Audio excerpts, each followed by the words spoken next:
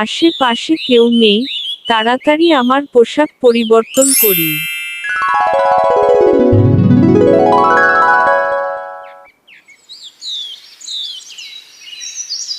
ওই বাবার সাহায্য নিতে হবে। যাই, বাবার কাছে যাই। বাবা, আপনার সাথে কিছু কথা ছিল। শুনেন বাবা, আমার একটা কাজ করে দিতে হবে। বিনিময়ে আপনাকে অনেক ধন রত্ন দিব, যা আপনি সারা জীবনেও শেষ করতে পারবেন না। কি কাজ? আর তুমি কে? এখানে কিছু বলা যাবে না, একটু ওই দিকে চলেন। বলো, কি করতে হবে আমাকে?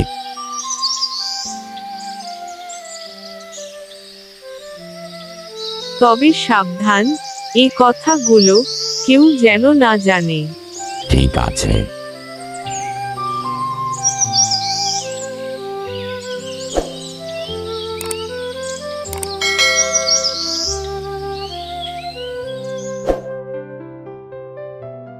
ছালাম ভাই, ওই উত্তরপাড়া মাঠের মাঝে একটা গাছ আছে না, সেই গাছের নিচে এক বাবাকে দেখে আসলাম।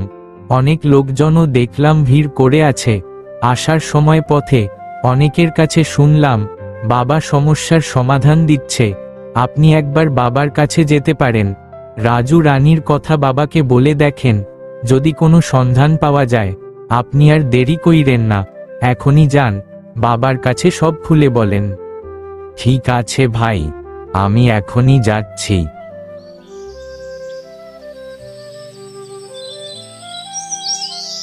বাবা, আমি অনেক বড় বিপদে আছি, আমাকে সাহায্য করেন। আমার 2 সন্তান বাড়ি থেকে চলে গেছে। তোর বউ তোর সন্তানদের অনেক অত্যাচার করত। তোর বউ তোর ছেলেকে দিয়ে অনেক কাজ করাতো। সেদিন তোর ছেলে অনেক মেরেছিল। বাবা, আপনি তো সব কিছুই জানেন, তাহলে তো আমার সন্তানেরা কোথায় আছে আপনি জানেন। আমাকে বলেন বাবা, ওরা কোথায় আছে? ওরা ভালো আছে, কিন্তু ওদের তো তুই আর ফেরত আনতে পারবি না। তবে একটা উপায় আছে, তুই কালকে আসবি। এখন যা।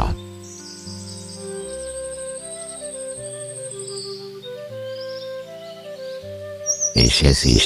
তোর সন্তানদেরকে ফেরত পেতে হলে তোর তো আবার বিয়ে করতে হবে, তাহলে তুই তোর সন্তানদের ফেরত পাবি। বিয়ে?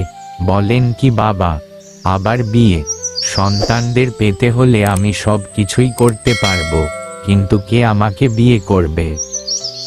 শোন, কালকে তোর দোকানে প্রথম যে সদাই নিতে আসবে, সেই তোর বউ হবে। এখন যা।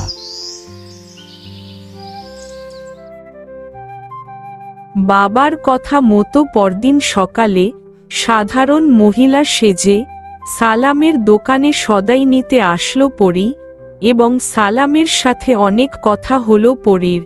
এভাবে কেটে গেল বেশ কয়েকদিন, তারপর বিয়ে। তুমি কোন সাহসে ওকে বাড়িতে নিয়ে আসছো? আস্তে, গলা নামিয়ে কথা বলেন। তা না হলে কি করবি তুই? কি হচ্ছে এগুলো? একটু চুপ করো, চলো আমরা পাশের রুমে যাই। তোমার রুম কোনটা? কেন, এটাই তো আমার রুম। তাহলে পাশের রুমে যাব কেন? আমি এখানেই থাকবো। আজ থেকে এটাই আমাদের রুম। দাঁড়া, তোরে এই রুমে থাকাচ্ছি। বের হ আমার ঘর থেকে। কি, তুমি দাঁড়িয়ে দাঁড়িয়ে এসব শুনবা নাকি কিছু করবা? আমি কিন্তু আর সহ্য করতে পারছি না। আচ্ছা, আমি দেখতেছি, তুমি শান্ত হও। শোনো মেঝো বউ, তুমি তাহলে রানীর রুমটাতে থাকো। থাকো তুমি তোমার বউকে নিয়ে, আমি যাচ্ছি আমার বাপের বাড়ি। মা, তোমার জামাই আজকে বিয়ে করে ওই ডাইনিকে বাড়ি নিয়ে আইছে। ওই ডাইনি আমাকে আমার ঘর থেকে বের করে দিচ্ছে। তোমার জামাইও সাথে সাথে তাল দিচ্ছে। আমি আর ওর সংসার করব না। আমি চলে আইছি, আমি আর যাব না। কেন এখন তুই তোর সংসার ছেড়ে দিয়ে চলে আসলি? একটিবার ভেবে দেখলি না আমি যে যাচ্ছি, কার কাছে যাচ্ছি? কেন, তোমাদের এখানে আমার কি একটু জায়গা হবে না?